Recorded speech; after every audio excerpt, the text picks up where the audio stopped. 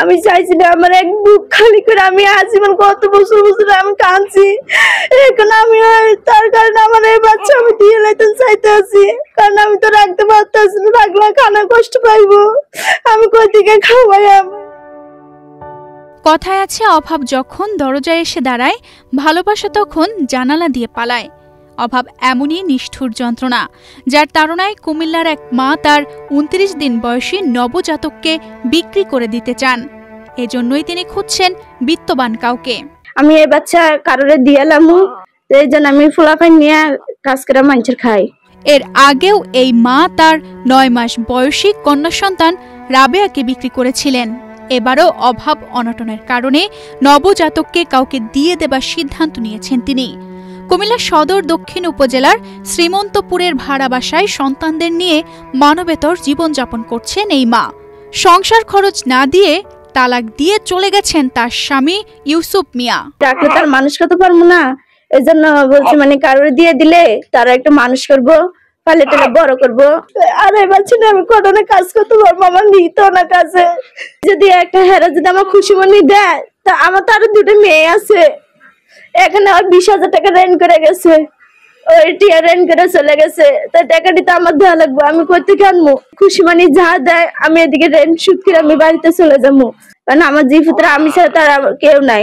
ও নিয়ে না ফালাই দিয়ে গেছে, উনি তার বুক ফিট নাই দে, উনি তো যেদিকে যাইবো সেদিকে জিত পাইবো, আমি তার পাবো না। সন্তানদের ফেলে রেখে স্বামী চলে যাওয়ায় জীবনের অথই সমুদ্রে পড়েছে নিশি। একটু ঠাঁই খুঁজে পাবার আশায় হাবুডুবু খাচ্ছেন।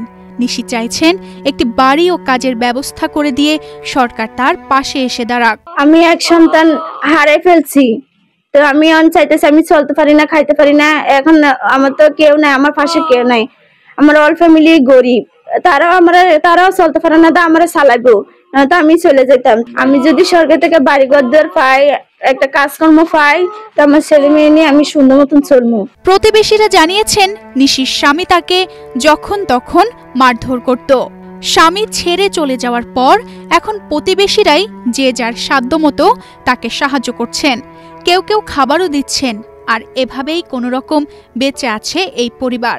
থেকে বাচ্চারা ফেরুনি আমার এনে আছে, 2 মাস না 3 মাসের বাচ্চা ফেরুনি আমার এনে আছে।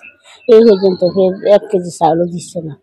আমার এন থেকে চাউল দিয়ে খানা দেয়, সব কিছু আমার এনতে দিতে আছে, খাওয়াইতে আছে। তো আজ 3-4 মাস ঘর বারো দিতে পারে না। রাত্রে সকালে যাইয়া খানা টানা কথা করে মেয়ের লাঠি দেয়, ইয়ে দেয়, মানে মালিকদের অনেক কিছু মাইর করছে, হেন করছে হেন করছে। তার স্বামী 20,000 টাকা ঋণ রেখে গেছে, ঋণটা পরিশোধ করতে হবে, মানুষ ঋণের জন্য তাকে খুব জ্বালাফেরা করতেছে।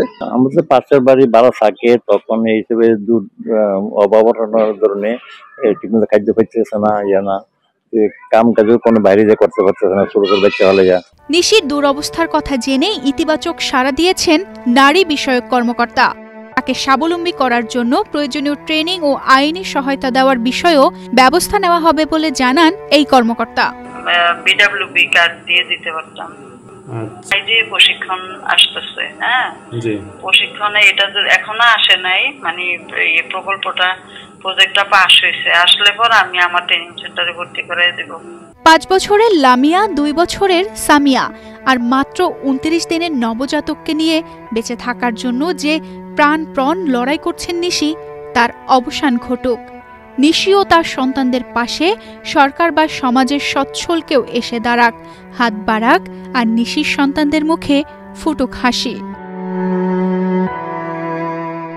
তানজিদা রহমান, ইনায়া, বাংলাদেশ প্রতিদিন।